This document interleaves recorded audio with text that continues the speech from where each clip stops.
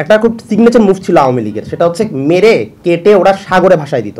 পরের দিন সকালবেলা জেলেরা যখন জাল ফেলতো, জালের সাথে এই লাশগুলো উঠে আসতো।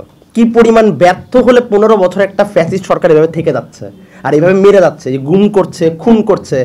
ব্যর্থ দেখে আমার কাজিন হারাইছি, ব্যর্থ দেখে আমার ফ্রেন্ড হারাচ্ছে, ব্যর্থ দেখেই রিয়া গোপের মতো মানুষ মরছে, আর ব্যর্থ দেখেই মানে একটা আওয়ামী ফ্যাসিস্ট সরকার গঠন হয়েছে, তাও 15 বছর ধরে। মানে কি পরিমাণ ব্যর্থ হলে 15 বছর একটা ফ্যাসিস্ট সরকার এভাবে থেকে যাচ্ছে আর এভাবে মেরে যাচ্ছে, যে গুম করছে, খুন করছে।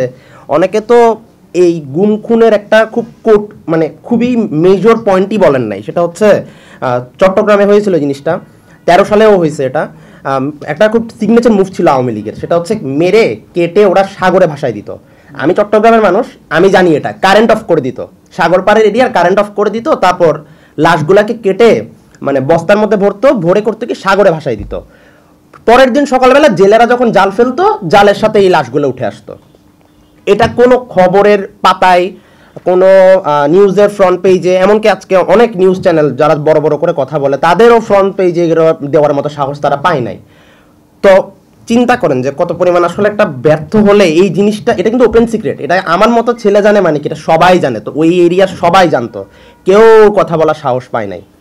তো এই আর কি, মানে ব্যর্থতার আসলে কোন পর্যায়ে গেলে একটা জেনজি জেনারেশন, মানে হচ্ছে কি আমরা নাতিপুতিদের জেনারেশনটা আর কি। আমি নিজে জেনজি, আমার 2003-এ জন্ম।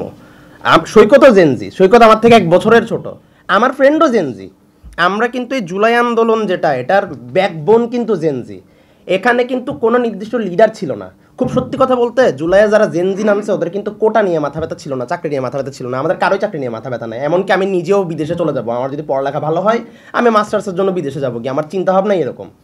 তো যারা চাকরি প্রত্যাশী মানে আন্দোলন ছিল কোটায়, একজনেরও মাথা ব্যথা ছিল না জেনজির। আবু সাইদ যদি না মরতো, একটা জেনজিও মনে হয় মাঠে নামতো না আন্দোলনের সময়। আবু সাইদ মরছে দেখে মাঠে নামছে। আর এই জেনজিদের একটা বৈশিষ্ট্য কি, প্রচণ্ড পরিমাণ উগ্র সাহসী ওরা। মানে আপনি ওদেরকে মারতেছেন, এদের কোনো যাই আসে না, এরা একটা রীতিমতো লিভিং জম্বির মতো। আপনি মারছেন আর দাঁড়িয়ে থাকবে সামনে, হ্যাঁ মারেন, কতক্ষণ মারতে পারেন আমিও দেখি।